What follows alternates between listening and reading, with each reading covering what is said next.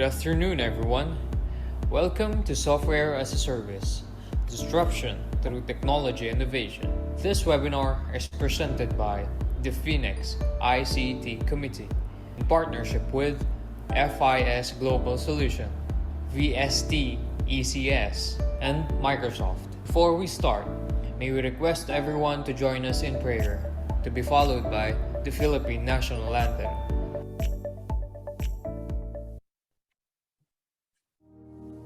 Heavenly Father, you are our Creator, our light, our wisdom and strength. May we ask for your guiding hand to lead us through this forum today and every day as we accomplish our work and various tasks. We pray for joy, enthusiasm, and fulfillment in our work. May we conduct ourselves and our business dealings in an environment of fairness, respect, and compassion. May we ask you to enter the hearts and minds of our leaders and countrymen. Give them strength, wisdom, so that they may lead us through these difficult times with honesty, integrity, humility, and selflessness.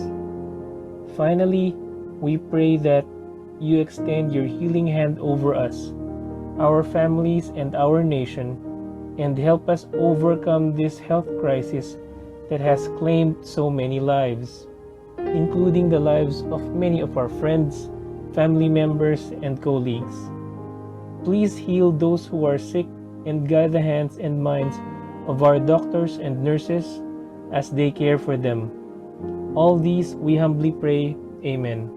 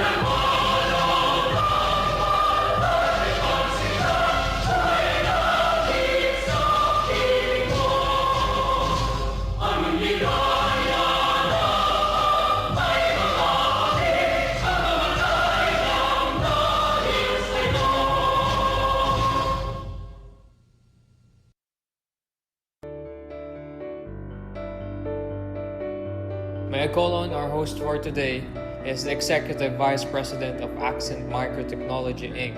and the Vice Chairman of the ICT Committee. Let us all welcome Mr. Bong Paloma.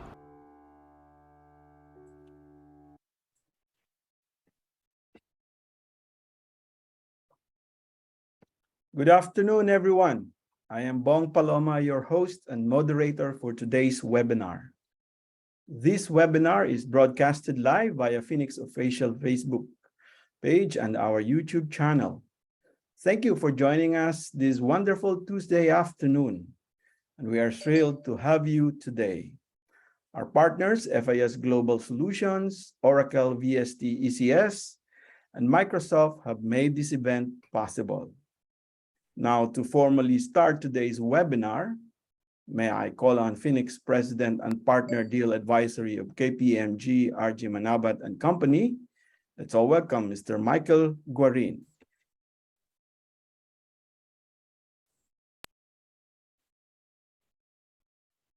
Thank you, Bong.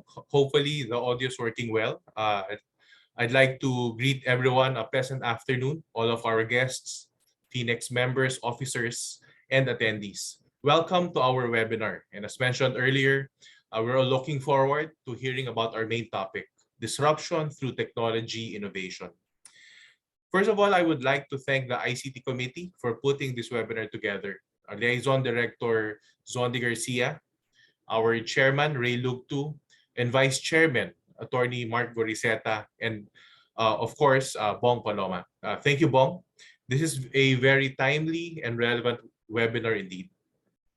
The cloud service providers market, or CSPs, and more specifically software as a service market, has evolved since its inception in the 1990s. It is quite interesting that this business model has been in place for over 20 years.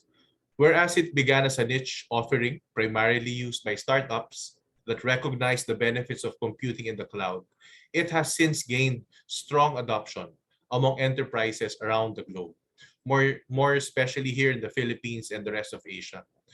For everyone's reference, what are the advantages of implementing this type of solution? So an enterprise benefits from adopting SaaS solutions because it allows it to incur lower operational costs compared to an on-premise software, quick deployments and rapid product upgrades when needed, and flexible configurations can be done. Seamless integration, its scalability, high availability, and inherent security. As enterprise adoption has increased, the number of SaaS solution providers has naturally grown commensurately. With varying operational models and capabilities, these providers can be grouped into the following categories. And maybe some of our speakers can dwell some more. No? Number one would be pure SaaS solution providers. Number two, on-premise software providers and integrated technology and product companies. Rapid changes in technology have elevated innovation out of the business plan and into the forefront of business strategy and operational execution. To compete, organizations are disrupting their own models to put innovation at the forefront.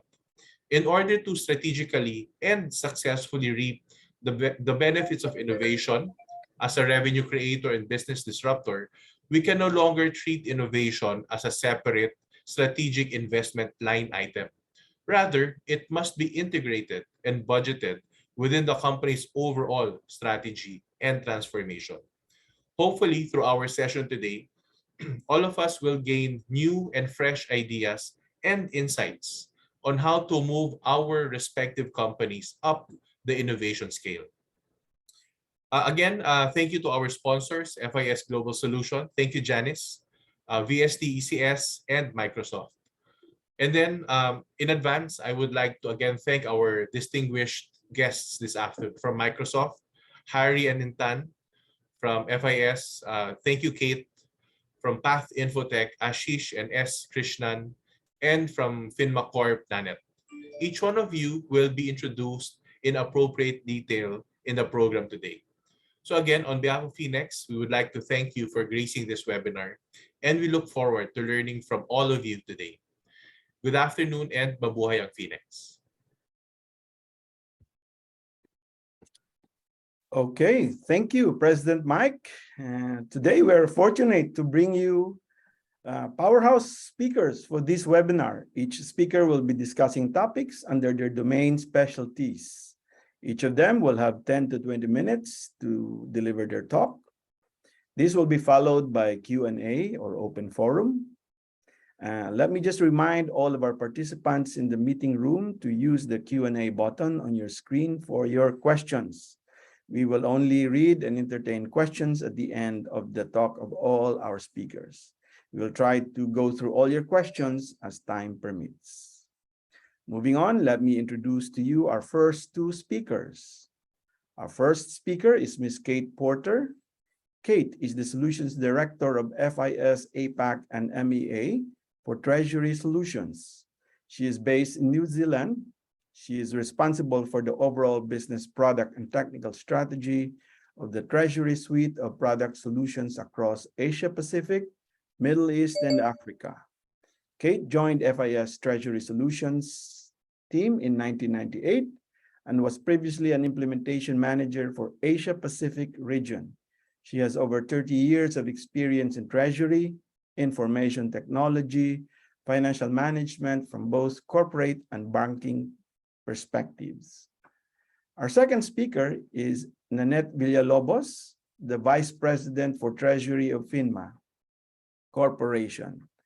Nanette is a Bachelor of Science in Accountancy graduate from the University of the East.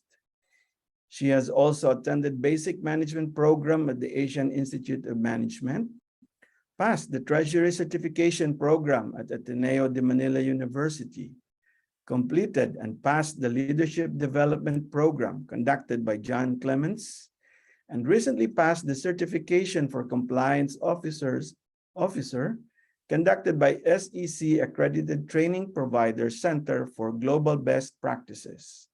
Nanette is also a member of Phoenix and FMAP. Ladies and gentlemen, let us all welcome to the virtual room Ms. Porter, to be followed by Ms. Villalobos. Over to you, Kate. Thank you very much.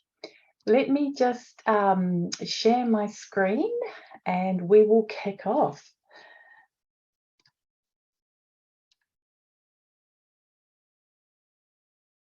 Right. Great. I'm hoping everyone can see the screen in front of you. And very welcome. Thank you for joining today's webinar. And firstly, I really wanted to thank Phoenix for allowing FIS to be part of this exciting session. My name is Kate Porter. I am SVP for the Treasury Solutions at FIS. So I work with banks, financial institutions, and organisations to help them manage their treasury payments and collections ecosystems. For those of you that don't know about FIS, FIS is the world's largest global fintech provider, dedicated to banking, payments, and capital markets technologies. They're headquartered in Jacksonville, USA, although, as mentioned earlier, I actually work out of our New Zealand offices and I look after the APAC MEA region. So this really gives me a fantastic outlook across the 48 countries that my company works across within the APAC MEA region to really understand what's driving the treasury and payments business, what are our customers and our clients looking for, and more importantly, what are the technology trends and the innovation that needs to happen around our technology providing services.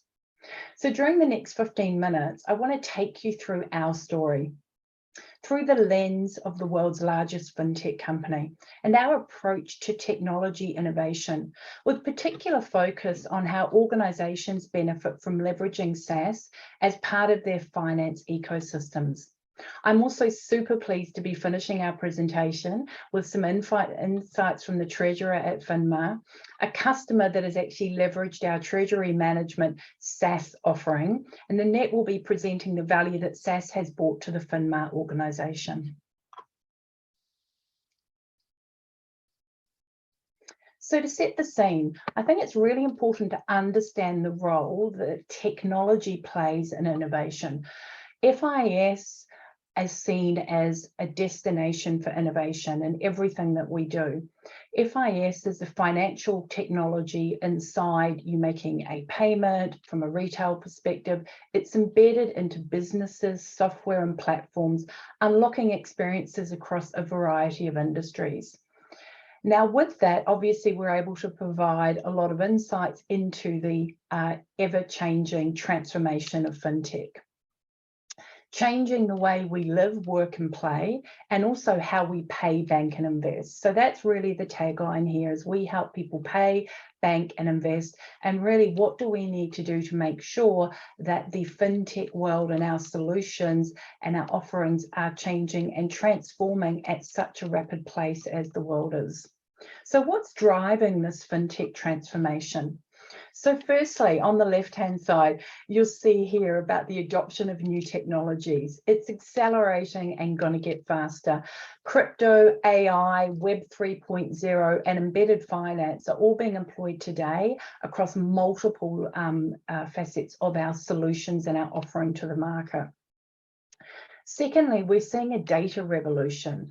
It's truly underway. The explosion of data, our ability to access, connect, transfer, and analyze that data has led to some people talking about data being the new oil. So what's fueling our economies? Data insights, data scientists, they're all very, very common and very particular to the way companies want to leverage those insights that they're getting from that data.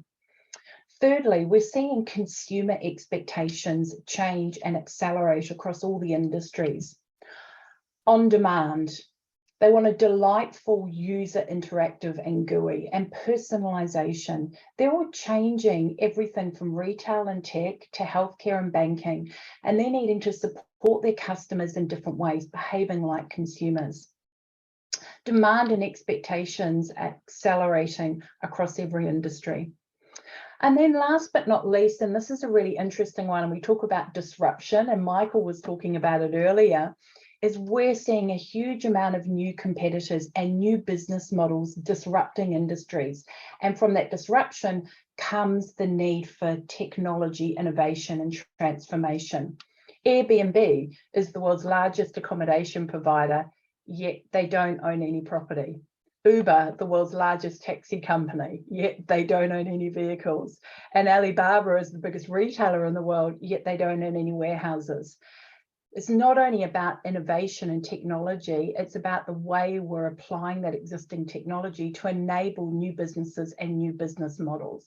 And that's really where we pride ourselves on bringing all of these insights and innovations together to provide the latest technology to our customer base. It's this adoption of new technology that's driving organizations to raise this new concept that I'm calling around digital acumen. That's where our companies really are asking. They want to make good judgments and they want to take quick decisions, and SaaS adoption enables this digital acumen. So let's dive into that in a little bit more detail. Organizations are demanding greater efficiency and on-demand services with the ability to generate more impact and meaningful insights for them to make decisions. For companies that use our treasury, collections, and payments solution, liquidity is vital. They want to know where their cash is. They want to be able to move it easily. They need to be able to manage and protect that cash. So here we see an example of the value when key metrics are at your fingertips. And in this case, we see a very standardized liquidity dashboard that really highlights the digital acumen, the judgment and the inside metrics that a company wants to be able to manage their liquidity. So centralizing all liquidity sources and overlaying accurate forecast information enables quick decisions to be made, enabling treasurers to reassess their short-term cash management strategies in real time and have confidence in their judgment. That is digital acumen. Our clients demand access to standardized insights. They don't want to be tailoring things specifically for their own business. They want the data to be specific for their business. So they want standardized insights. They want on-demand access to that information in real time, all through a single click.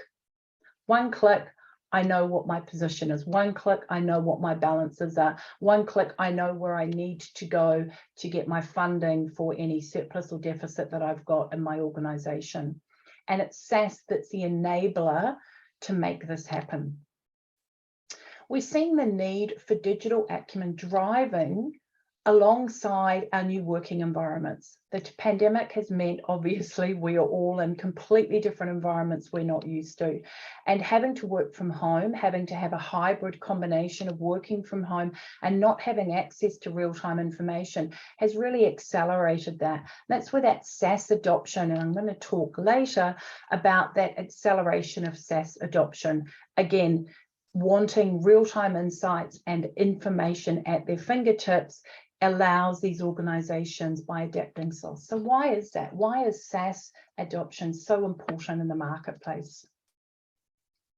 So earlier I talked about FIS being the destination for innovation. And this is a good place to really start with our SaaS journey.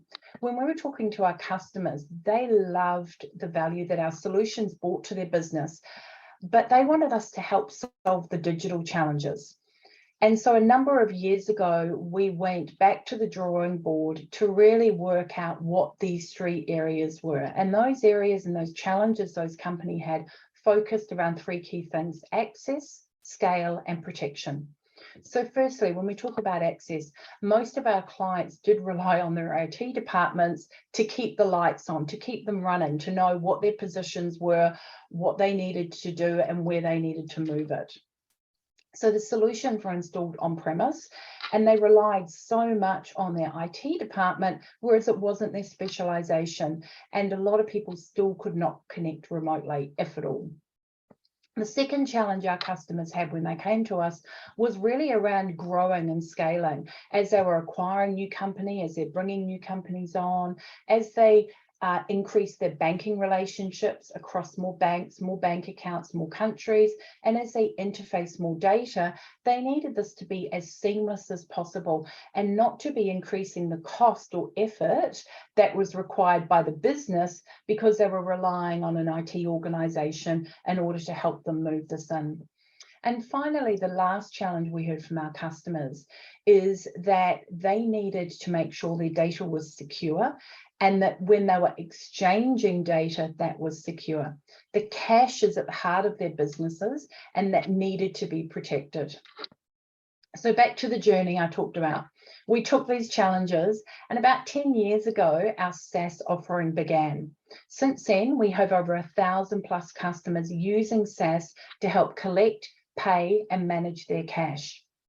The pandemic really was an unplanned stress test on IT infrastructure that accelerated the need for SaaS. In the APAC MEA region, business cases for technology investment have always been challenging. We've always found it really difficult for organizations to really drive the value of streamlining and automating a lot of those processes. And we're going to hand Annette talk about that a little bit later. So we've found that many organizations during the pandemic actually used it as a great business case to modernize the cloud, leverage software as a service, and really use that to drive their business case to the senior stakeholders. It's a much easier business case to make when you are when you're looking at a cloud-based solution. Obviously, they can make the case that there was an elimination of upgrade costs, it reduced their upfront fees, giving them an OPEX model, and it created greater standardization in the implementation and their fee base. So they were very pleased to be able to move that case forward. And in closing, I wanted to bring some of the key themes we've discussed into, I suppose, the value proposition for SaaS. So how do we see SaaS benefiting our customers? And so we're wrapping up now the challenges that I talked about before into that. Now, don't get me wrong, it's not the silver bullet for all organizations. Depending on the complexity of the organization, depending on the complexity of the technology and its intended use, it does not provide everyone the best consumption model. However, used in the right context and for the right business case, then SaaS can bring tremendous benefits as a deployment model. So what are these benefits? Firstly, it's super cost effective. An OPEX model, no upfront costs, you've got a pay-as-you-go scheme, and it makes it a lot more cost-effective model for organizations to be onboarding their technology that way. Accessibility. Again, one of the key challenges I talked about previously that our organizations came to us with, they've now got the ability from an internet browser to be able to click and run 24/7 from any device, mobile phone, iPad, laptop, whatever it might be. Accessibility was really key. Operational management. We talked earlier again about the way of them relying on their IT departments in order to install and update equipment. All of that disappears. From an analytical perspective, they've got business intelligence. They've got that business acumen. They now know from a data perspective, digitally, they're being able to access information and intelligence tools to give them real-time insights. Number 5 in our journey of SaaS benefits is around scalability. Again, another challenge that we heard our customers talking about, being able to scale up, scale down, move very quickly with the ever-changing world, right? Thinking about what happened 2.5 years ago when everybody needed to start working from home, a lot of organizations weren't ready for it. A lot of our clients had not at that stage thought about adapting and accommodating those needs. Number 6 is around data storage. Of course, leveraging the cloud, saving the data in the cloud, much more accessible. Data storage is a lot lower cost now and provides that seamless transformation to be able to access that data at any time. NQ security. Give it back to the providers. Us as a vendor, we spend a huge amount of money across securing all our applications, penetration testing, making sure that nobody that's not supposed to get in can disrupt any of that technology. So once again, we're very focused on making sure that security and technology expertise is with us, so our companies and our clients can get on with running their own business. Really important. And then last but not least, it's faster. What do I mean by that? I mean, it's quicker to deploy, right? I mean, you can bring these solutions up. You can have access to an environment for your particular organization up and running overnight, right? A very, very simple way of deploying. It also makes it very quick for businesses to realize their return on investment. So if they can go and make their business case for adopting SaaS, adopting that model, realizing those benefits quicker, and then they get immediate access also to new features and functions. So as vendors are putting more and more effort into rolling out new features in the software, we want our customers to be able to take advantage of that a lot quicker. We don't want them to have to wait for an upgrade. We don't want them to have to wait for compatibility around other solutions. Make it easier for them to consume. So if I was to wrap up the value that SaaS brings to our clients, and it really sits around the one statement. It's a software distribution model that's agile, cost-effective, and reliable. And that's the journey that we undertook, as I said, about 10 years ago, and bringing together a number of our solutions for the marketplace and for our clients to really be able to leverage SaaS and all the great things that came with it.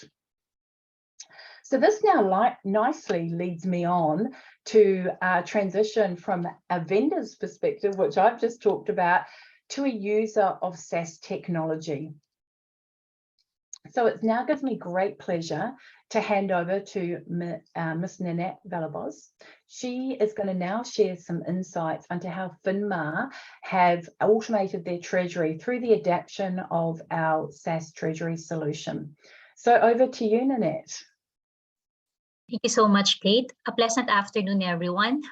FINMA recently partnered with FIS when we subscribed with their cloud-based treasury management system, which they call the Integrity System.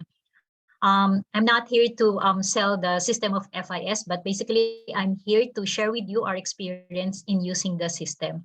Actually, many years prior to the pandemic, we were already entertaining offers from the different fintech companies, including FIS. But that time, we were not prepared yet, and we've got a lot of hesitations and doubt. So we postponed the decision to automate. We actually have our old TMS. It wasn't cloud-based yet, and the system has a lot of limitations. So we ended up using that old system, just like a recording facility for our treasury transactions.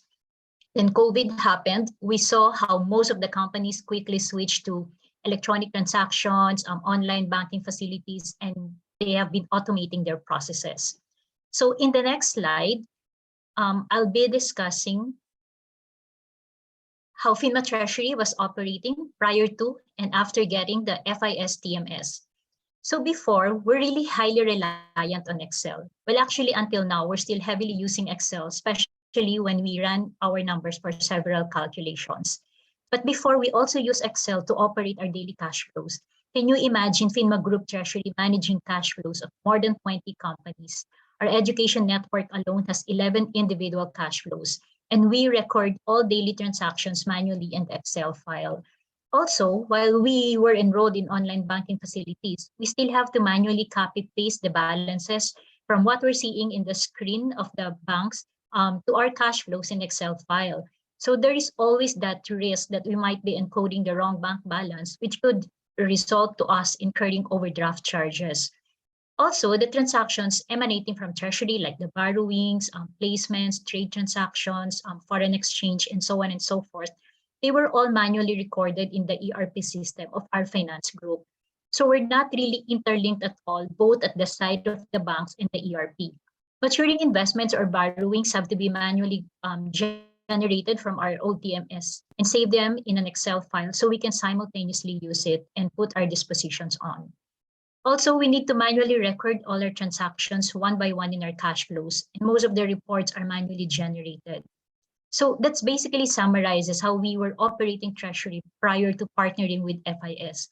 We spent a lot of time processing the transactions, and technically only little time is left for us to do more headworks. But now, if us after we've officially transitioned to FIS system in the second half of 2021, we started to feel the benefits of the system. And Kate earlier discussed some of them.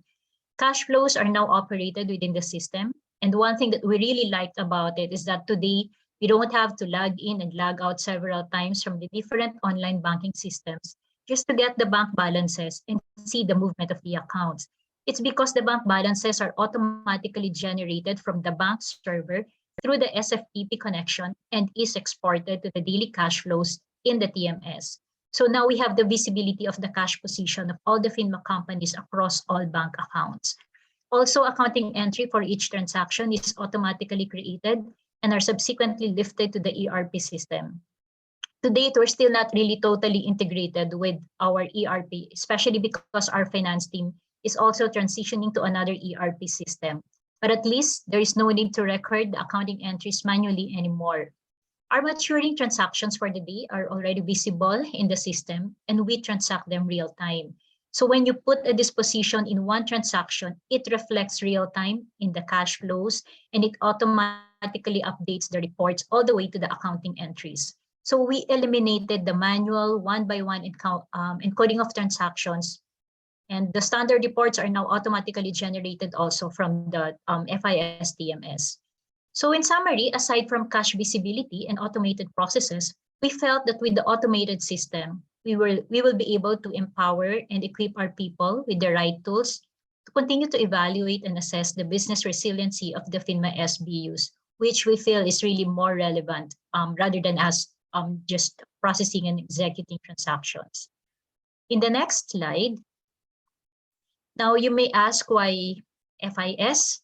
Actually, other than FIS, we've also looked at the offers from other big fintech companies.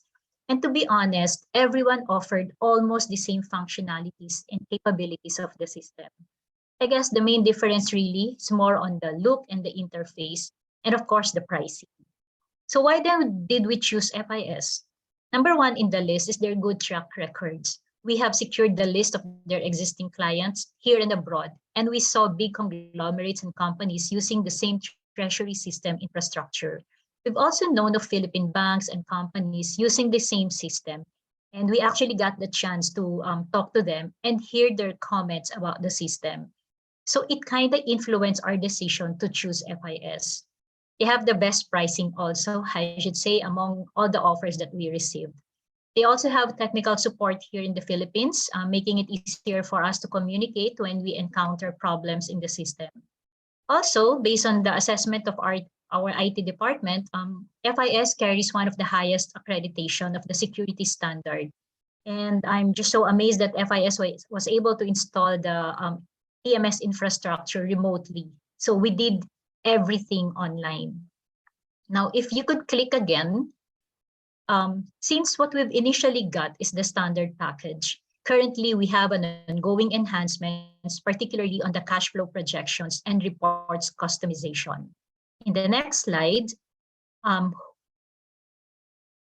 hopefully when all of these modifications are in place, we can fully optimize the benefits of the system and reverse the pyramid of distribution of time and resources, where we can allot more time in things that are more relevant and valuable to the company, rather than spending most of our time in the execution of transactions. This is my last slide. Thank you so much.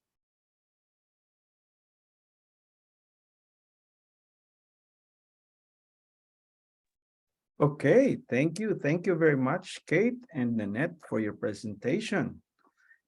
Now, allow me to introduce our third and fourth speakers who are both from Microsoft. We have Mr. Hari Tarmakumar, who is the Director, Head of ASEAN Channel Sales of Microsoft.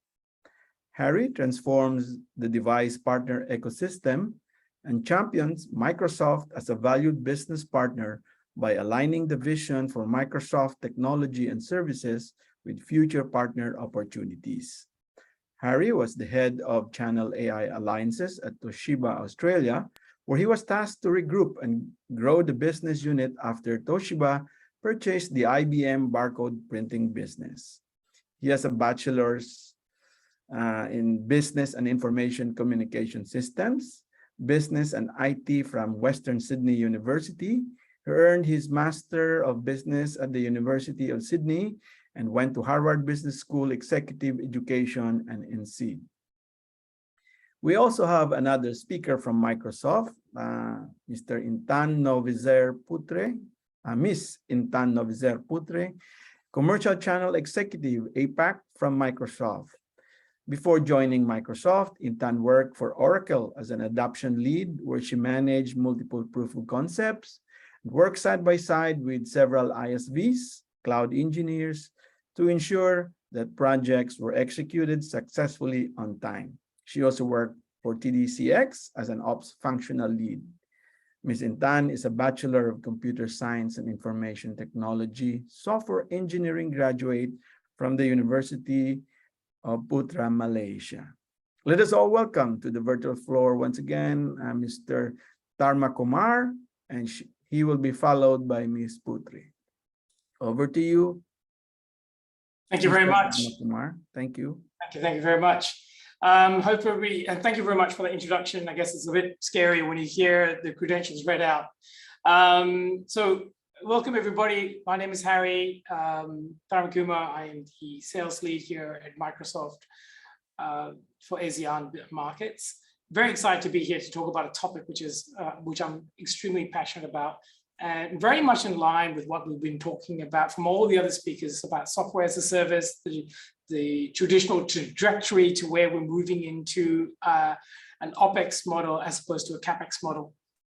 So I'm going to spend about 10 minutes here talking about the changing landscape as we see it here from Microsoft on the way that we work, and talking about that hybrid topic, the word hybrid that we all hear about. And then I'm going to pass it to my colleague who will be talking about how the evolving nature of security and the propensity about moving to that DaaS model as well. So let me move along. So how do we see the business landscape in today's world? There's really three big buckets that come to mind. 90% of organizations are now combining online working and offline working. We talk about hybrid. We talk about how this is happening so much. I've worked in organizations in previous companies before where they said they would never be able to move to a hybrid model, and it will take them over 1.5 to 2 years to achieve that. And surprisingly, during the pandemic, they did that in 30 days. So we talk about the forced innovation when it needs to happen and how businesses are doing it. So now that it's here, it's almost here to stay. The COVID hangover, 54% of people feel overworked. Working from home, I'm working from home myself, and those days can be long. The hours all sort of merge together. So there, you hear the topic of the great resignation and how is that impacting people today?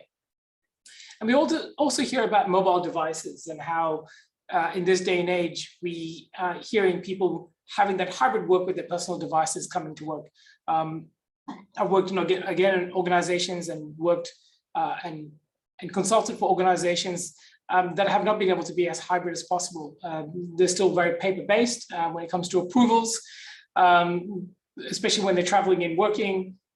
They have to be physically in the office to have the wet signature to move things forward. So businesses end up slowing down. But now that you can use your personal devices here at Microsoft, I'm able to approve funds to move to companies for marketing purposes, all from my mobile. So there's mobile devices now coming an integrated part of your workflow.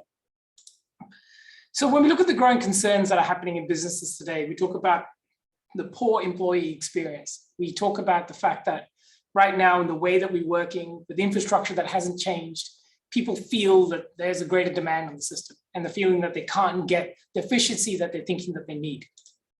We talk about flexibility versus security. Right now, there are a lot of organizations that have moved to some sort of model, but because the way that the business was set up, it wasn't set up correctly. In order to be flexible, they can't because the security policies around their business don't allow them to. And they're also unable to know that there's a lot of other options available there as well. We also talk about mobile security. I talked about my mobile phone being one of my endpoints that allow me to do what I need to do. Again, there's an extended version of yourself. We're all sort of can't go anywhere without our mobile phone. So how is that mobile phone, how is that endpoint being managed? How is the security being on it managed so that you can be efficient in the way that you work from a hybrid perspective? So today's challenges are really about the fact that a lot of organizations have outdated technology, inconsistency in the endpoint that they manage, and they don't have anything to manage it. And so I think somebody mentioned before, you can't manage what you can't measure. So it's all about the data, right? So if you don't have that consistency, if you don't have that visibility, it's hard to really manage and prepare your business for it to grow and scale. So what's the research that shows this? 53% of respondents get a better uses of the right devices if they move to a right model. So we talk about this OpEx and CapEx model. So moving away from cash being paid up front, moving it to managed services that gives you everything. And then you're all of a sudden being able to get the right size, the right device for you. So you're not just running out there and buying or purchasing the wrong devices for your environment. We talk about reduced IT complexity, going to an organization that actually says, you know what, I can help you. I can put the right people in there to support you. I can show you the right way forward and how you want to grow and scale your business over the next 5 years. And we're going to take you on this journey. And we talk about that in-user experience. We've all been frustrated at the end of a phone line or the end of an endpoint device, a laptop there or monitor when we're trying to get something. We know what the solution may look like, but we don't have that experience to talk to somebody. We talk about AI, we talk about chatbots, and we talk about that in-user experience and being able to get that right support.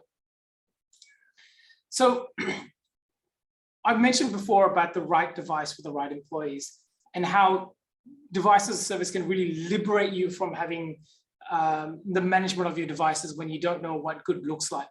And we talk about how we track those IT assets. We've been part of a company when we consulted where we said, okay, how old is your devices? Do you know when they're coming off contract? Do you know when they're due to be refreshed? Are you taking advantage of new terms and policies that are available? No idea. So they're not taking advantage of the opportunity that's in the market. So this is really where the money shot lands to a lot of businesses. It doesn't really matter if you're an enterprise or a mid-market or SMB customers. We talk about the uncontrolled spend. A lot of customers out there that go out to businesses and basically realize I need some sort of IT peripheral, I need some sort of software, and they've gone online and they've gone to some online marketplace and feel just because they're buying it cheaper online, they feel that they're getting value for money. What's actually quite incorrect. We've seen companies that have various people in various departments. So from procurement to business to finance that have run out there and bought their own IT devices and software and realized it's not integrated. They bought the wrong device. They haven't bought the right license, and they're having a lot of challenges in their business because they didn't buy it correctly. So that uncontrolled spend, if it's not managed correctly, can be anywhere between 5 to 15% on the bottom line. So IT as a uncontrolled spend can really hurt a business. And it's one of the most critical parts of the business when you talk about how is this business going to be driving forward and how are you going to be helping me drive this.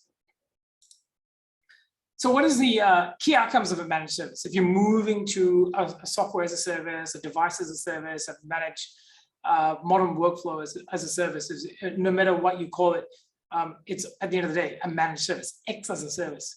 So there's really main few outcomes that come out of it. Reduce cost. At the end of the day, you're looking at the bottom line. We're looking at control and visibility to the business, accountability, knowing what we're buying and how it's driving the outcomes of the business.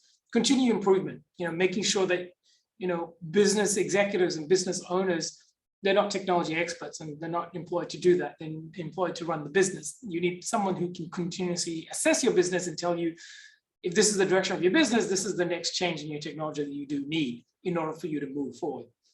And you talk about predictability. We're talking about that monthly recurring payment that comes in, the cash flow is king, understanding where it is. And one of the challenges that a lot of the businesses, and I think our previous speakers mentioned it, was about financing and how you finance, invoice finance. It's really a lot of companies aren't able to finance hardware, but they're unable to figure out how they can finance the software. But those who do it better are able to combine all elements into one to give them that predictability. So in a lot of ways, we've all been at the end of this when we've actually got a device or we've got some sort of level of technology and we've realized that it's actually a part of change management. So, we've all got people and teams and staff and extended staff that sometimes may feel that they're not getting what they want. But at the end of the day, it's right for the business and it's right for the bottom line. But making sure you're getting the right technology to drive the outcome. You're not just looking to reduce costs, but getting the right size for the right device for the right market. So why DaaS? Why move to a managed service model? I'll quickly land on this before I move to my colleague. You really are looking at what we call modern device, which is the latest device with the latest technology that is built for hybrid. In a lot of ways, it's the right device. It's not something that you can buy for home use or student devices. It's the right commercial devices to be driving your business, to be able to have the bandwidth and the grunt to do the complexity of work that you need to crunch that data, to crunch those Excel sheets, as we talked about before. We talk about modern billing. Modern billing is basically that monthly subscription that goes along with it. Modern services. So it's not just about buying a piece of tin plastic or hardware. It's about buying the extended services that come with it.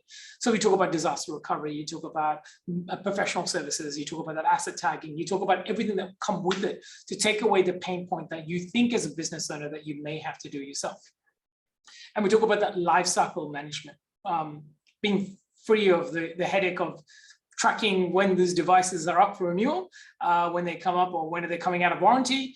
If you think about a business and all the assets that you have, managing them can be quite complex, and we've experienced firsthand of companies that have missed that that last notification to the finance company and have gone into inertia, and they don't know how to manage it, and so there's no visibility in it. And that's what the managed services give you. It gives you that predictability, it gives you that asset management as well. One of the last slides I'll land on is really about building your business for the future, and we talk about that new generation that are coming in. A lot of the schools and education systems are on this model already. They're getting the right device for the right student learning experiences. So now you've got people where you're trying to attract new talent to the business. You don't want to be attracting people with old clunking technology, and you haven't adapted to the business in the way that it's changing. The millennials, as we know it, are very savvy in the way that they choose the business. They want to know how it works. The way of working hybrid is definitely top of mind. And how are they using the right technology to do what they need to do? Employees are 6 times more likely to quit if they feel that they're getting those headwinds and not feel that they're being taken care of. And you talk about that tech sophistication, going back to paper-based systems as opposed to an online SharePoint workflow solution, cloud-based solution where workflows are done fast, quick, and easy in order to move at the pace that the changing workforce is moving towards. And you hear about it a lot, now that we're all working from home or in a hybrid perspective, I don't think it will change for a long time. And this way of working is probably going to be here for a very, very long way, as long as it works for all businesses and the employees.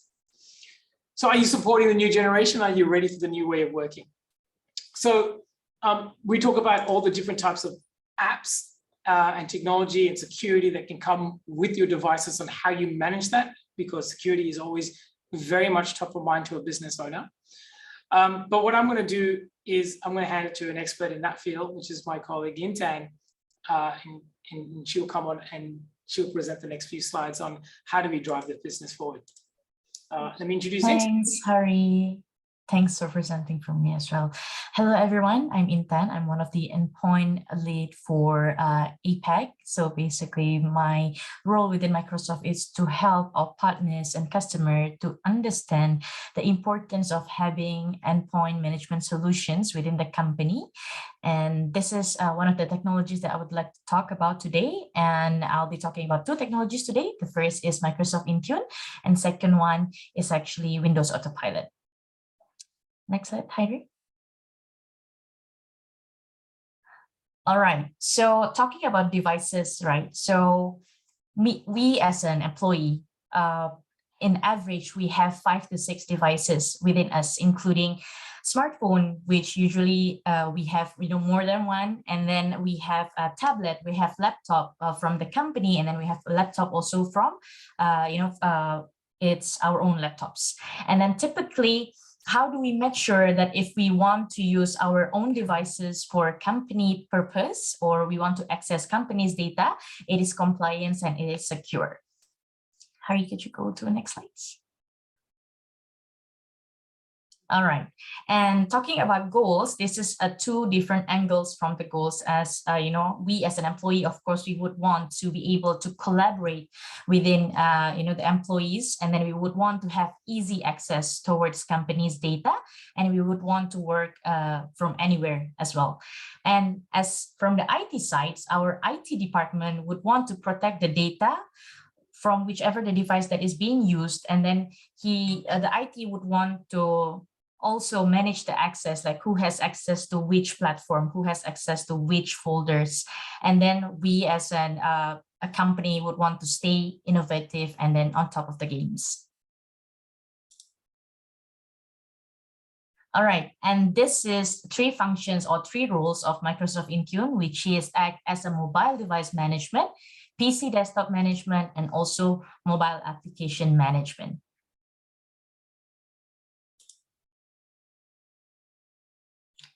So Intune now leverage Windows 10 MDM capabilities. And basically, these are the dashboard. I don't know if it's too small for you to see, but these are the dashboard of Intune. It will allow you to actually monitor the devices that has been registered to the company portal, and then what kind of data that can be accessed, how is the health and the performance of the device itself.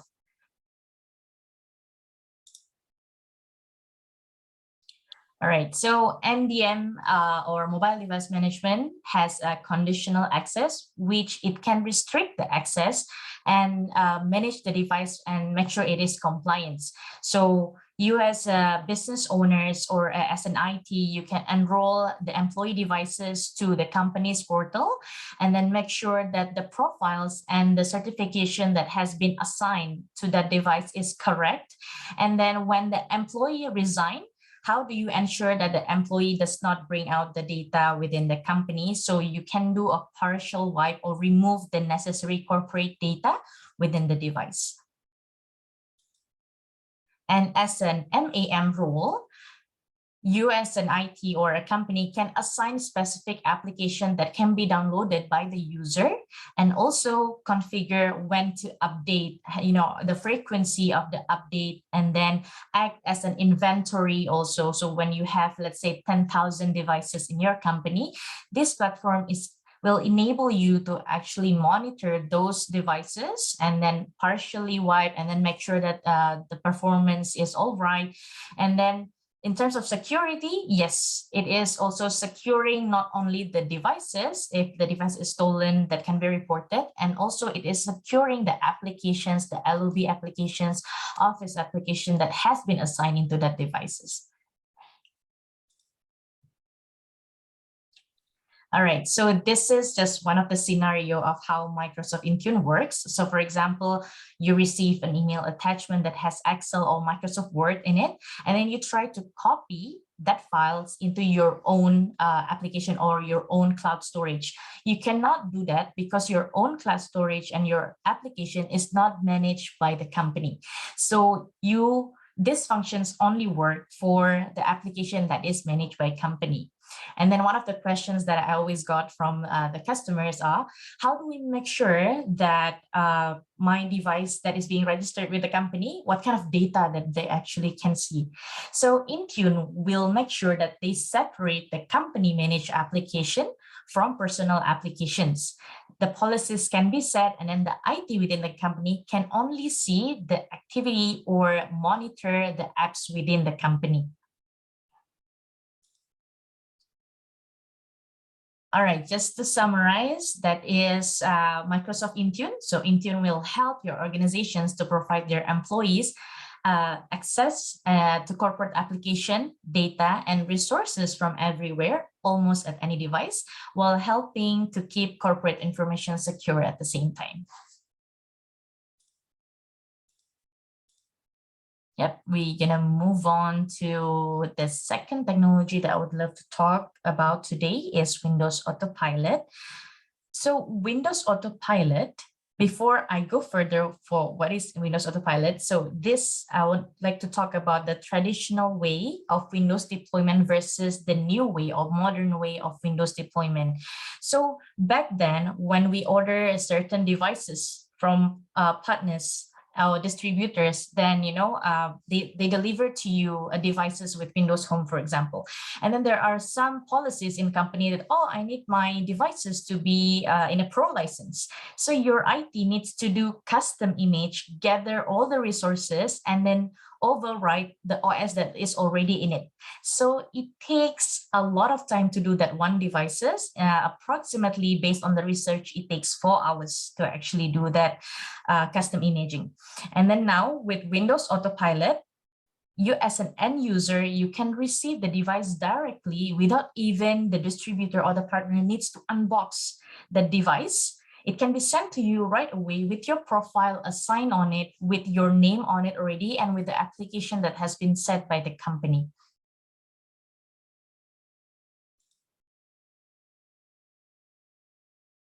All right.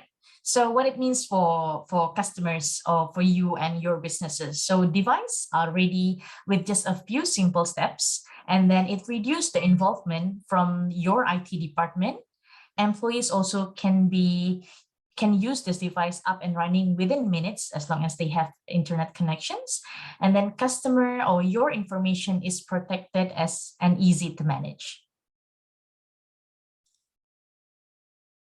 All right, so this is just a brief overview on how Autopilot works. So we have our hardware vendor or our partner and distributors, and then they will just need to upload the device ID that you had purchased to your Azure AD Cloud, and then your IT admin from your IT department has to configure the Autopilot profile. Profile means who is going to use this device, who is the end user, what kind of application, what kind of policies, what kind of role that they want to assign to Microsoft Intune.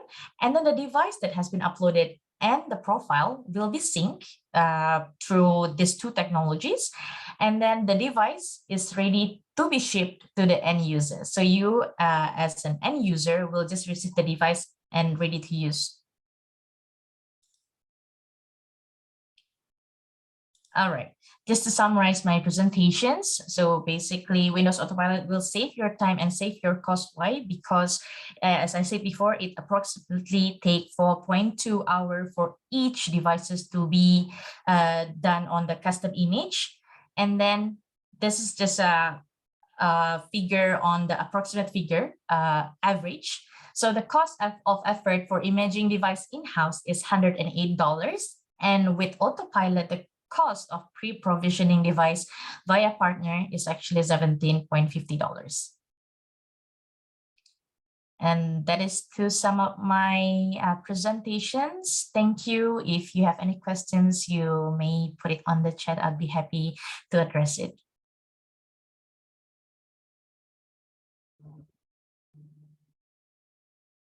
Okay, thank you. Thank you, Harry and Intan. I look forward to our Q&A segment with our other guest speakers later.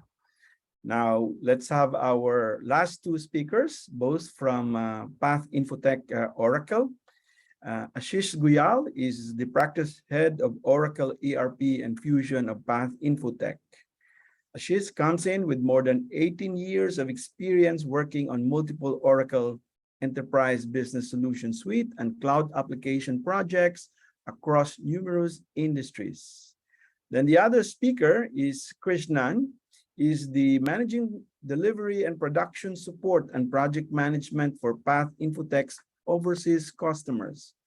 Krishnan comes with more than 20 years of experience working on multiple Oracle Enterprise Business Suite solutions, implementations, and upgrades projects across various industries.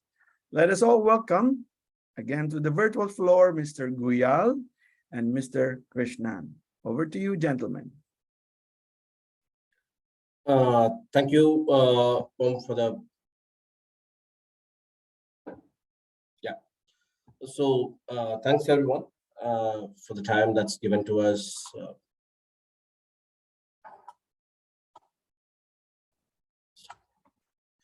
So let's start the presentation. We are from Path Infotech, and a brief intro about our company. Path Infotech is an IT services organization serving customers in Asian, India, US, and Australian regions. And the areas that we mostly take care of are the Oracle ABS, Oracle, and Microsoft. And Path has experience in Asian, and Path Infotech has been an Oracle partner in the areas of core technology, Oracle ERP, both on-premise as well as ERP on cloud as well. Path Infotech works closely with VSTCS as a service partner in Philippines in the areas of Oracle technologies. So again, welcome everyone. Today we are here to discuss the migration journey from ABS cloud to SaaS applications. So Oracle brings consistent process changes and a single source of truth across the most important business functions.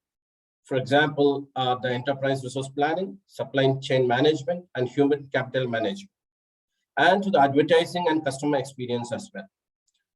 This helps you to improve your customer engagements, increase your business agility, as well as to react to your customer more faster than before. So wasting no time, let's get into the presentation that we are about to present. So why do customers need to migrate to cloud from Oracle on-prem ABS? The first and foremost reason that comes is updates and security. In on-prem applications, if you want to perform an upgrade, it takes a lot of time for each and every upgrade to happen. And similarly, Oracle releases the roll-up patches as well as the CPU patches on a quarterly basis. But to apply those in your test environment and then migrate to production, it takes humongous amount of time. And it also requires a lot of downtime in your environments as well. So that's one of the key reasons why most of the customers are trying to move to the cloud. The second reason is total cost of ownership. The total cost of ownership of owning the hardware as well as the software is very high in case of Oracle on-prem ABS. You have to have your latest servers, and the servers need to be upgraded on a regular basis. And similarly, the OS versions need to be updated. So with all this, it is a bit heavy infrastructure investment that needs to happen. This is the second main reason why the EBS users are trying to move to cloud. The third main is the database management. Here, basically, what we mean by data management is that in Oracle on-prem environment, the local technical team or the DBA have the complete access to the data part where they can manipulate few data which could lead into inefficiencies in EBS. Whereas in cloud, this has been taken care and you don't have access to perform any DML statements as such. The fourth is the support cost. So you need dedicated support team basically to work in the Oracle ABS environment. And normally if you have the basic streams like your finance, supply chain, and HCM, you need 3 people on the functional side and few on the technical side, and that the cost for the support is again going to be huge. And this is a recurring cost as well. And last but not the least is the user interface. So Oracle ABS has the user interface on basically an outdated technology of Oracle D2K, because most of the Oracle D2K screens are now becoming obsolete and people are moving more towards HTML and dynamic screens. Though Oracle's latest upgrades and other things do come up with HTML screens, but their basic formation is around your Oracle, the Oracle D2K framework. So that does have, and it has its own look and feel is not that great as what is there in your new Oracle Cloud, which has come out with. So these are few reasons why the customers try to feel they want to move out of Oracle EBS and try do something different. And the next best what they get is in the Oracle side of it is Oracle Fusion Cloud. So we are just trying to do Sorry, some S. Krishnan. Yeah. I don't know if it's just me, but I can't seem to see your face. There's no light. What I'm seeing is a shadow. Bong, can you confirm, or is it just there's not enough lighting, but I can see him. It's not very clear though. the shadow? Okay. If you can't help it, as Krishnan, it's fine. Just double checking. Just give me a second. I'm sorry.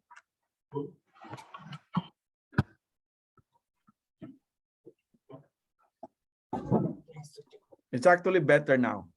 Yeah, thank you. Sorry about that. Thank you. Yeah. Okay. So regarding the cloud benefits, so we just try to perform a comparison between the standalone Oracle EBS or on-prem Oracle EBS to cloud. So the first point is software as a service. So if you look at EBS, it's that the instance is dedicated to you and you need to pay for the license, whatever it is for the activities that you have taken. Whereas when you come to cloud, yes, we can use it as software as a service. So you just pay for whatever that is required and all your softwares. I mean, you don't need to pay for your infrastructure. So that's one of the main costs that's being taken care of. And the second main thing that we have as a benefit in cloud is we have an option for multiple balancing segments.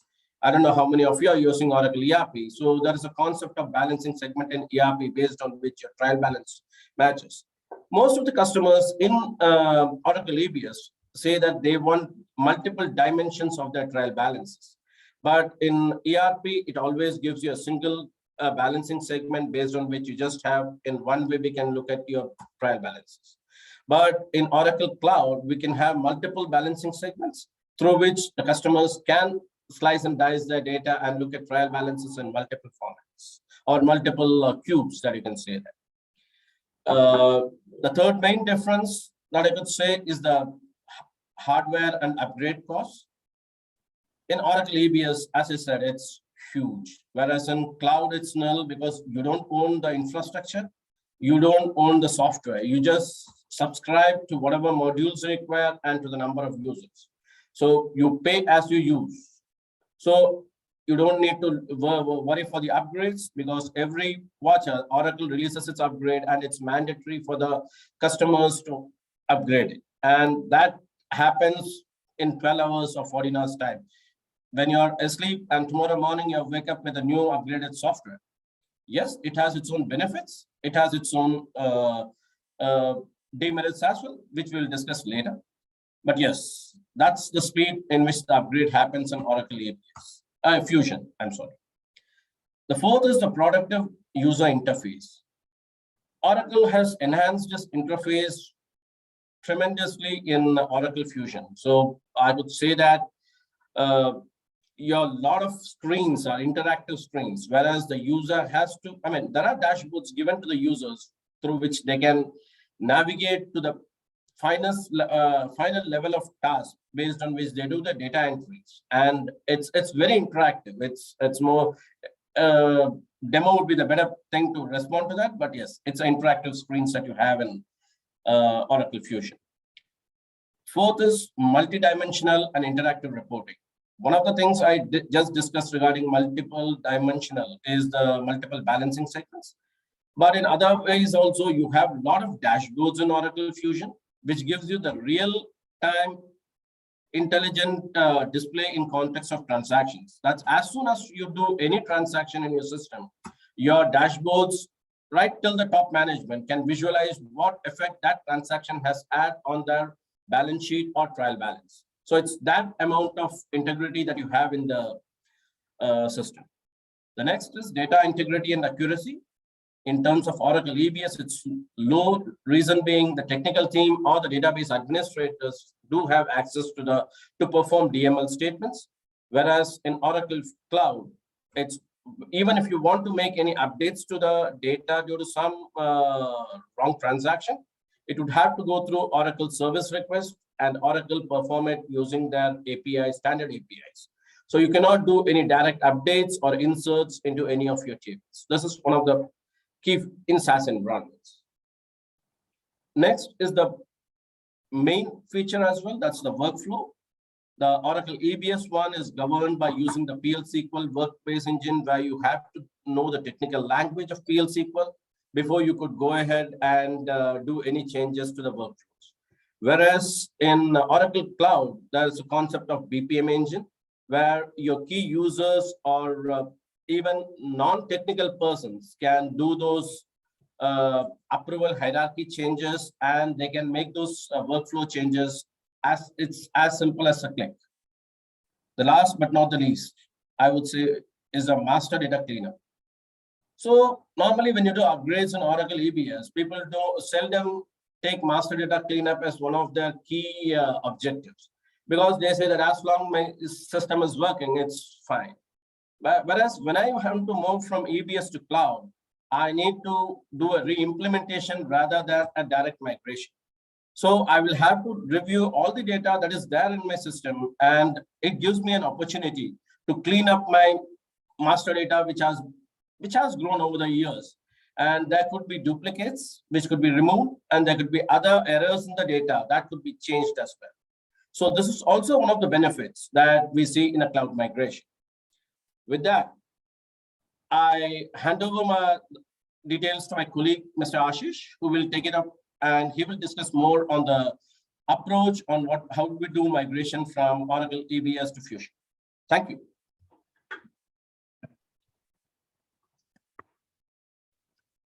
Thanks, Krishnan, to provide the insight.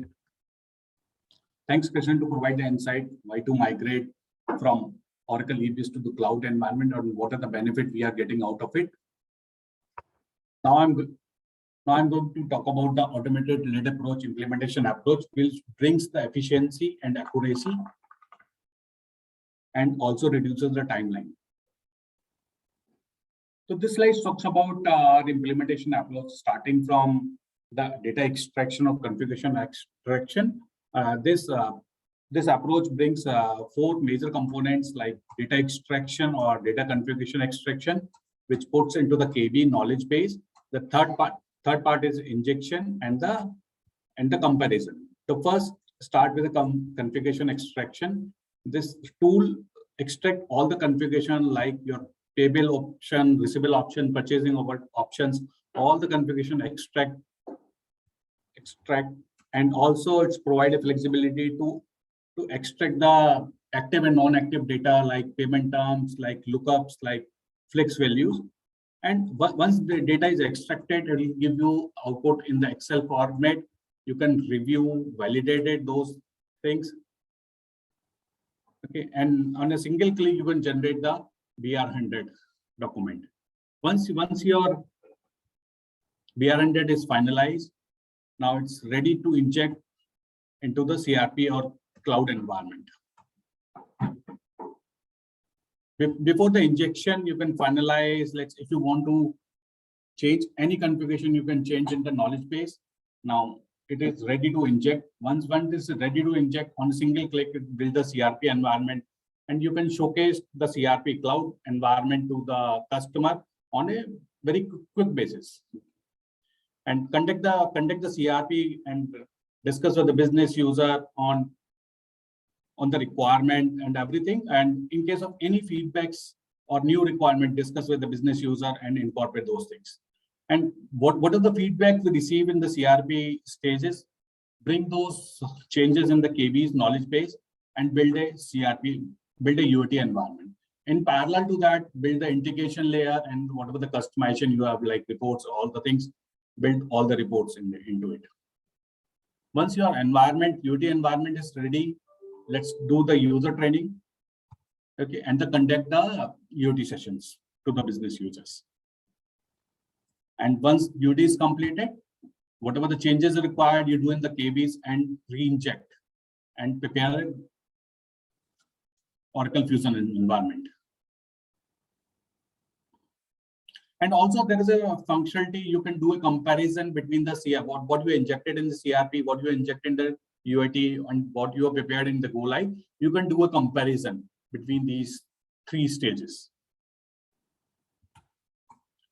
Now, in generally, we have seen when whatever the customer is migrated from Oracle EBS to Oracle Cloud environment, they face challenges to review the open transactions data. So we have an approach, migrate whatever the data we have in Oracle EBS environment, migrate the data into the Oracle Cloud application, and we have a generic reporting framework is available, which gives you the reporting on the various dimensions like times, like chart of account segment. Business user can generate their own reports. We have a pre-built 20 reports is available, like general ledger trial balance, supplier trial balance, receivables trial balance, asset retirement, asset register. Those are pre-built reports are available, but whenever there is a statutory requirement to generate any other kind of reports, that is also possible from our generic reporting framework. Apart from this, we have also a testing automation tool. There is around 200 plus testing scenarios are available across all the financials module like GL, AP, AR, FA, and the supply chain, purchasing, inventory, order management, and the SCM functions. Now, this slide talks about the automation benefits. So using this automation-led approach, it reduces the overall project timeline from 6 months to 4 calendar months. Also reduces the business user involvement from 6 weeks to 4 weeks. Generally, we have seen, and it also depends on number of customization, number of integration you have. It may vary to customer, but generally we have seen this is a vanilla implementation timeline. If you see in the below section, there is an activity-wise traditional versus automation impact. In the user understanding point of view, in the traditional approach and the automation approach, we have to discuss with the customer. It will require the same time in the traditional and the automation approach. If you see in the review and configuration and finalize BR100 and the build CRP environment, in the traditional approach, there is no such kind of option is available. You can generate the BR100, but in using our approach on a single click, you can generate the BR100 and build automation cloud environment. And it also brings the accuracy and efficiency in the traditional approach. Whenever you do a manual setup, there is a possibility to miss out any setup or you have wrongly entered some data. So using this tool, from extraction to review to build, that is a complete automation. That's why we are talking about this, bring efficiency and accuracy in the system. Okay. Next point is build integration and customization. It will require the same time to build a integration and customizations in traditional approach, using the traditional approach and automation approach. The next point is text artifacts. Generally, we have seen in the traditional approach challenges to ensure business user done end-to-end testing and record all the artifacts. And we are having a solution around it, we have around 200 plus pre-built scenario. The only thing is we need to configure it, and overnight it gives the results in the PDF format or any kind of formats. And also this automation-led approach, this rigorous testing in the traditional approach is not there, but in the automation, it's on a single click, it's possible. So generally, we have seen these are the key challenges while migrating from Oracle EBS to the Oracle Cloud. One thing is change management. The next thing is customization and the quarterly releases. Generally, we have seen there is a challenge in user adoption. The user want the way is doing in the Oracle EBS the same way they wanted in Oracle Cloud. Okay, look and feel, navigation, they want like Oracle EBS. And the customization, whatever the customization they have, they want same sort of customization in Oracle Fusion Cloud. And we have seen in the customer places, there is a lot of reports are available, but those reports are redundant. So there is an opportunity to clean up those customization reports, integration, or historical data. as Oracle is releases the every quarter patches, so there is a requirement for user training. Whatever the feature and functionality new available, we have to conduct the user training, and the testing is required. That's why our testing automation tool is very benefit on that scenarios. So these are the based on our experiences, we have to involve the key business user and stakeholder from the day one, from user adoption perspective, and conduct the regular trainings on the change management side of it. On the customization side of it, clean up whatever the customization they have. We have to clean up all the customization, and some of the customization which is readily available in Oracle Fusion Cloud application, we have to use those customizations. In quarterly release side of it, automation testing brings efficiency and accuracy in testing. And also there is another feature is impact analysis.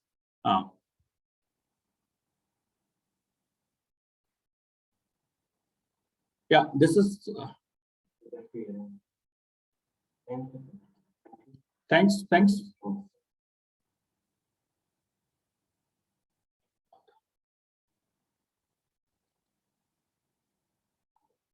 Okay, thank you. Thank you very much, Ashish and Krishnan. And that wraps up all the talks of all the speakers for today. And now we're going to move on to the open forum and Q&A. And may I welcome back Kate, Harry, and Intan. Please join me here. And also Ashish and Krishnan for our open forum and Q&A. We'll also open the floor to webinar participants for their questions. Okay, please do it in the chat box. You can raise your hands. We can read it on your behalf. So again, ladies and gentlemen, thank you for a very insightful and very informative talks. So we now open the floor for questions from the participants of this webinar. Are there any questions? Wait, hold on. No questions from the audience? Okay, since there are no questions, let me ask the first question. And I'd like to ask this. First of all, I'm very happy with the mix of speakers with very diverse topics. No, we started with treasury, talking about moving to the cloud and the benefits of doing it on the cloud, on-prem versus SaaS. Then Microsoft talks about device as a service and their software as a service, Office 365. Then we have the Oracle talking about their ERP solution, moving enterprise business to cloud. And there are common benefits. My question to all of you is that, people are saying that cost is one of the major drivers why people would look at SaaS or DaaS as an option. Now, other than cost, from an outcome perspective point of view, what are those outcomes that they desire to achieve by moving from an on-prem or from a CapEx base as opposed to versus a software as a service based type of model, which is OpEx or subscription? Hi, I might start. Since okay, Kate, please. Give you my thoughts. Yeah, absolutely. And you're right, cost is a big driver. And I think I talked about that in my, specific client base. But I really see one of the big drivers is agility, right? And what I mean by that is, customers are looking for easier ways to consume technology. They're looking for the ability to be able to scale very quickly, to be able to leverage the experts in their particular field around whether it's, the security, the technical, the support that vendor is providing within that SaaS environment. So I think from a feedback perspective, we're seeing from our customers, agility is a really important driver for leveraging the services that are often offered in the marketplace around both cloud and SaaS. Yeah. Okay, Harry, you want to add something? Absolutely. And I think Kate sort of took a little bit of my answer away from me. So it's great to see that we're both on the same. Apologies, Harry. No, not at all. And I'm great. I'm glad to see that we're on the same path.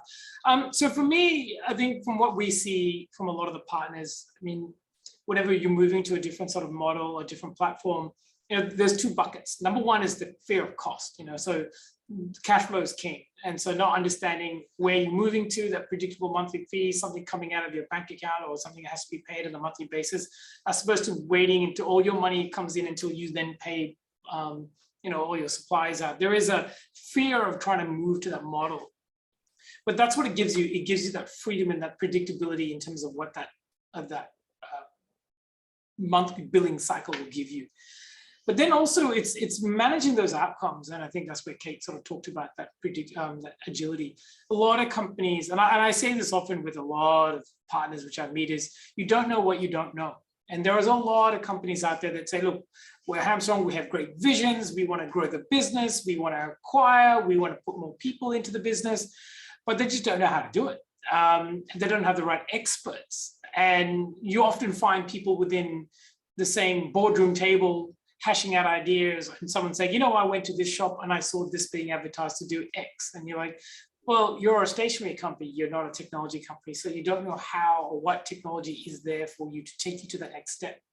And that's what's sort of needed in this day and age.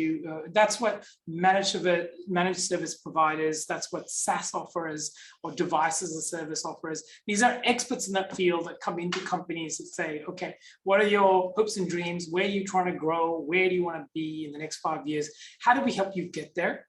And how do we help you do that by reducing costs, giving you that financial freedom, but then the bigger bucket is then giving you the right technology for the right outcomes you're trying to do.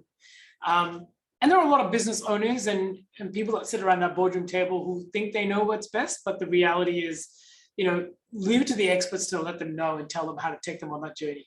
And the amount of freedom that partners or customers end up getting to be able to drive that agility, that scalability, being able to achieve what the organizational outcomes were, not knowing if they'd never made that switch to a different model or different platform, they would never been able to get it.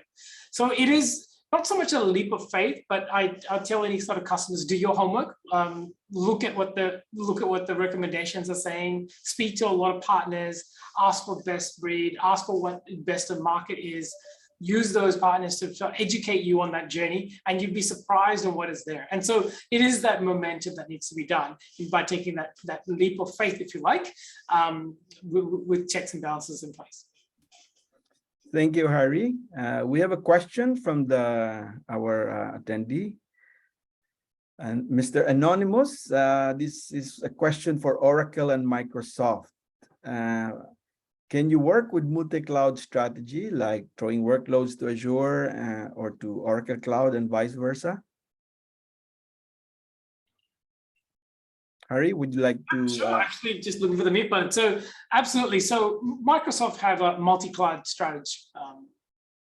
So there's a lot of customers right now in this day and age that may have something for Microsoft.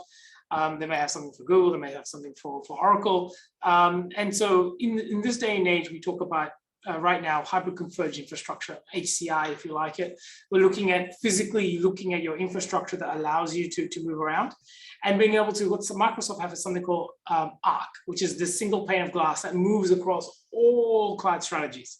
And it's actually quite unique for us to be able to do this. So what that means is that irrespective of which cloud strategy you have and which is your adoption, Microsoft from an Azure Arc perspective allows you to manage all your different cloud platforms from one single pane of glass.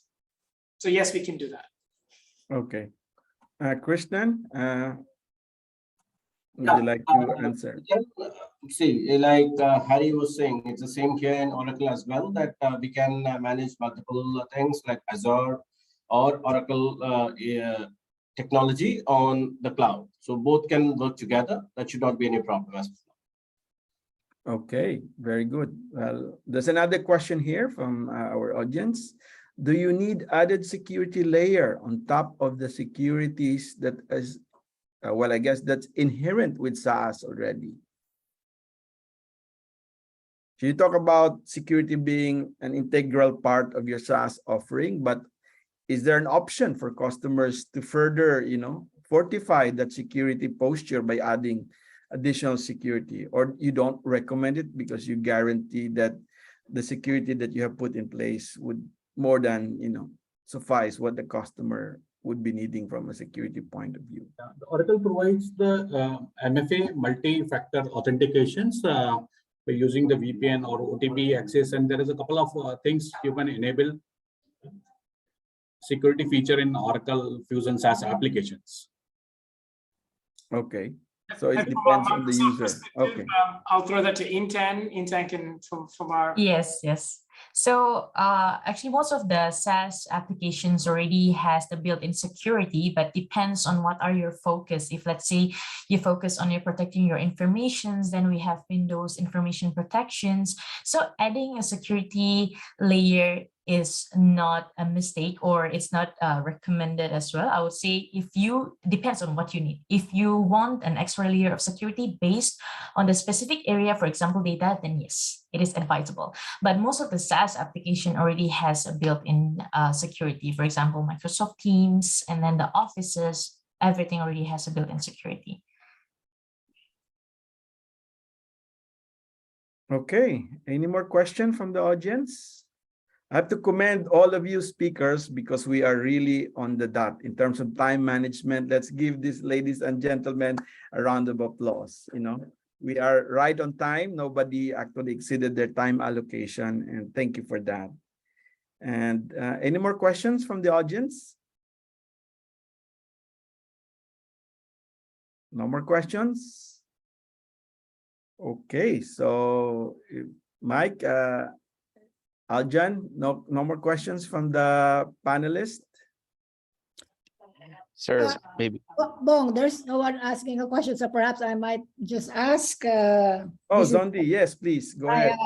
Okay, I would like to ask a question to Nanette now, because she is the lone use case here. I'm sure a lot of our PNX members have gone through the same process or need that Nanette went. And I would just like to ask Nanette, what were the most powerful arguments, or what you think were the most powerful arguments that you used to convince management to support your decision to go SaaS? Because it's not easy, right? I mean, there's pros and cons. So what do you think were the most powerful arguments that helped convince them, okay, this is it, and this is what we should do? Yeah. Thank you, Zondi. Actually, one of the most powerful tools that we were able to use to convince the management team is that we're really able to talk to the users of the system. So we use their experience also when we approach our management team to defend and to justify the investment in this system. And then we also try to explain also the cost benefit of investing in this system. In fact, we even went to the extent that we had to quantify the time that we spent in doing the all the mechanical works manually versus the potential time that we will spend now that we have this system in place. So we kind of went through that kind of justification as well.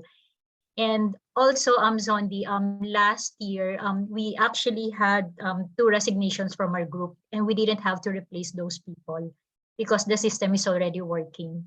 So that's also another thing that we inform our management team.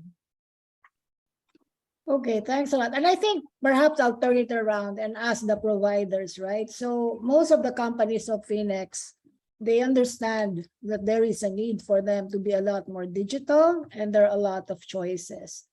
And what were the biggest resistance that, and I'm sure you've been asked to present to a number of these companies. Some of them did not go with a decision, or even if they went and made the decision, it took a while. So what were the top 2 biggest things that they were so concerned about that took them a while to agree, or actually stop them from proceeding? Perhaps I should ask the three providers, Shall I? Okay, I'll would you like start to with that one, start? shall There I? you go. Yeah, Okay, no thank you. problem.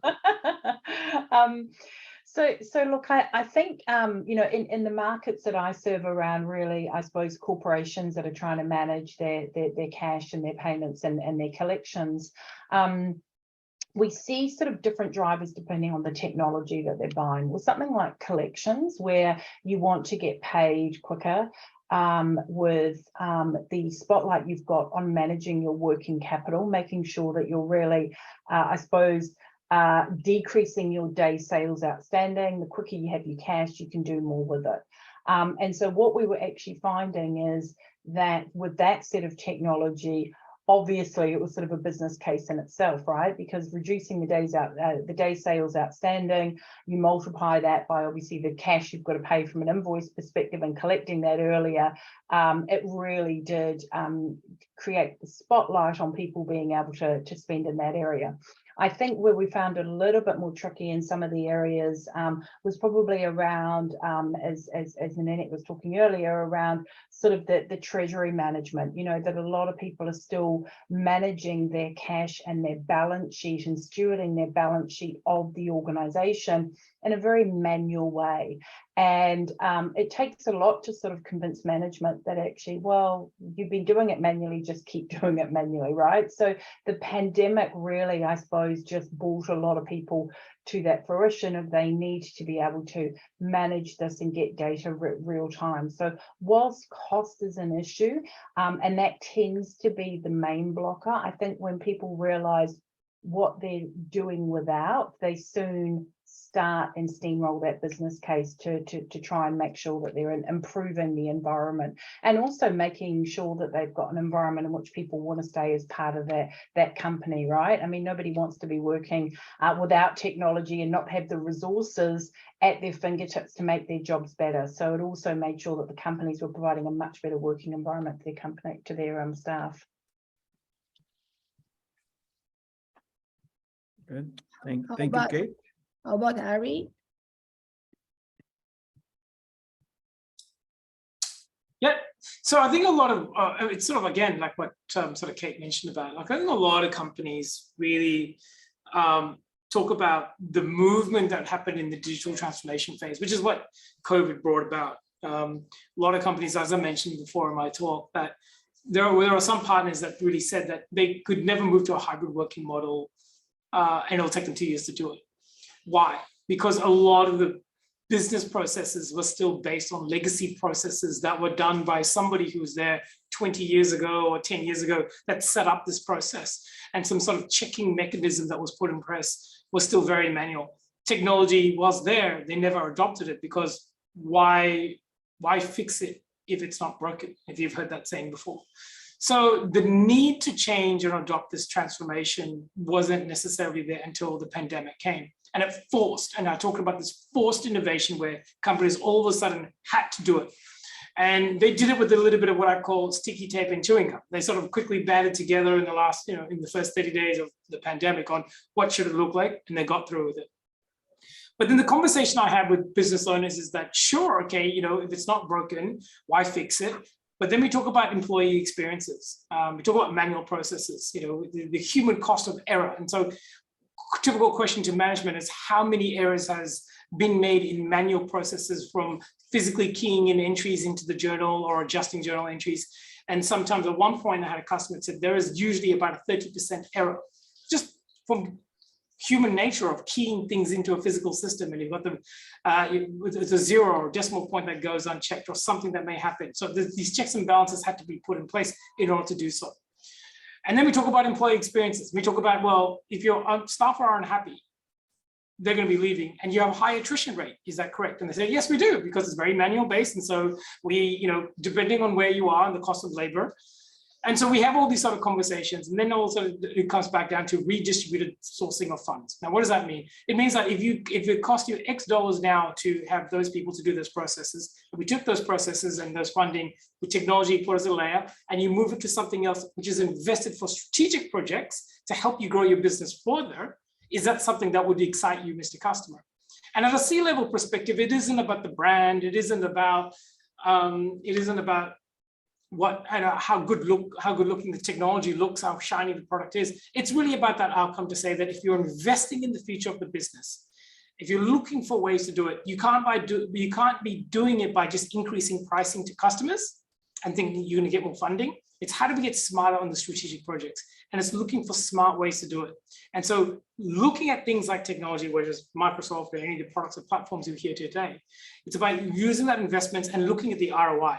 So most companies will probably say, I want an ROI within 3 months, but depending on the product, if you can get an ROI within 12 to 24 months, depending on the products or services, use that funding then to help grow the business forward.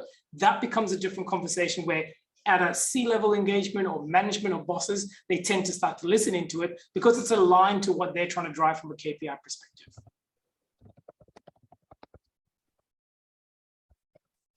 Thank you. Okay, Krishnan, you want to add from an Oracle Infotech perspective? I'll be mostly talking about the SaaS side of it. Yes, as we have discussed so far, it has been the journey, and SaaS is growing vastly. The main thing, the benefits that we see is the accessibility and I can say the security as well. The security aspect as well is very good in that sense. So other than that, most of the topics are already covered by both Keith and Harry. So I have less to say. So that's pretty much it from my side. Thank you. Okay, thank you. Thank you very much. So our attorney Mark is not here. Zons, shall I proceed with the closing remarks? No more questions? Okay. Well, not okay. Let me do the closing. Okay. But So, first, okay, but I'd like to thank you, Bong, for putting this all together. I know it's not an easy one. And now I'd like to thank all of the panelists, not just for being here, but also for being sponsors for this event. I think if there is one word that you will remember from yesterday's Sona, it's all about digital. The D word, digital. The need for the government to be digital, the need for all branches of government, the need for the government to provide the regulatory legal framework so that a lot of the companies and a lot of our people in the Philippines need to be digital to be able to meet the needs of the future. And I think all of us in the corporate world already know this. And the thing that we are, I think the overwhelming thing is there are so many choices. And today's event was to help you guys to actually narrow down the choices. So we chose the biggest providers of the survey so that you can see what it is that they can provide. You can go through with some of these choices or some of the features that they can offer you as customers. And we've heard Nanette as an end user explain the process that she went through. At the end of the day, it's going to be a long-term journey.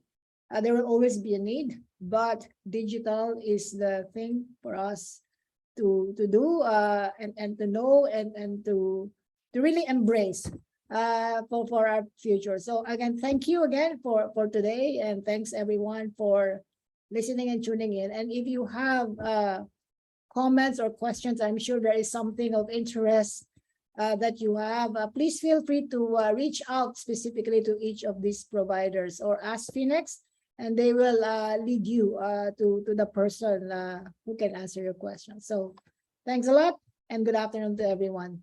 Thank you. Thank you, everyone. thank you, Zondi, thank you. On behalf of Phoenix and the ICT committee, we thank you for joining us today. We hope to see you on our following Phoenix webinars. Thanks again to our speakers and partners, FIS Global Solutions, Oracle VST ECS, and Microsoft for making this webinar possible. Thank you, everyone. Stay healthy and mabuhay kayong lahat. Have a good day. Thank you. Thanks. Bye. Thank you, Bong. Thank you, Janice, you. Nanette. Thank you. Thank you very much. Thanks, Thank you, everyone. everyone.